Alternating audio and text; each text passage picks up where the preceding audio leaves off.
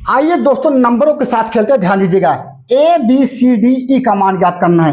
A B यहाँ है, सी यहाँ है, डी यहाँ है, ई यहाँ है, इसी का मान ज्ञात करना है। दोस्तों ध्यान दीजिएगा, ए और बी के क्या मान लूं, यहाँ 28 हो जाए और यहाँ 1 हो जाए। तो दोस्तों ध्यान दीजिएगा, ए बराबर अगर हम 2 लेते हैं और बी बराबर अगर हम 8 लेते हैं, तो दोस्तों यहाँ 2 और 8 रखेंगे ए और बी के स्थान पर, यानी होगा 28। 28 का नाम क्या हो गया, 28 हो गया। अब दोस्तों देखिएगा, 4C में से 28 घटाया गया, यहाँ 15 आ गया, यानी सी का मान क्या लूं कि 28 घटाने के बाद यहाँ 15 आ जाए। तो दोस्तों ध्यान दीजिएगा, सी का मान अगर हम 3 लेते हैं, यानी सी बराबर अगर कितना लेते हैं, 3 लेते हैं, तो दोस्तों 43 में से 28 गए कितना हो जाएगा, 15 हो जाएगा। यहाँ डी यहाँ उतर गया। अब देखो दोस्तों, अब हम यहाँ 140 लाना है। अब 28 का गुणा क्या करूँ कि यहाँ 140 आ जाए, यानी ई का मान आपको कितना लेना है दोस्तों, ई का मान आपको 5 लेना है। तो 28 पचे कितना हो गया, 140 हो जाएगा डियर। तो ई का मान कितना लेना है, 5 लेना है। तो 28 पचे 140 हो गया। अब इसको घटाया गया है, इसमें में से इसको घटाया गया, 16 आ जाएगा। दोस्तों डी का मान क्या लें कि घटाने के बाद 116 आ जाए। तो दोस्तों ध्यान दीजिएगा,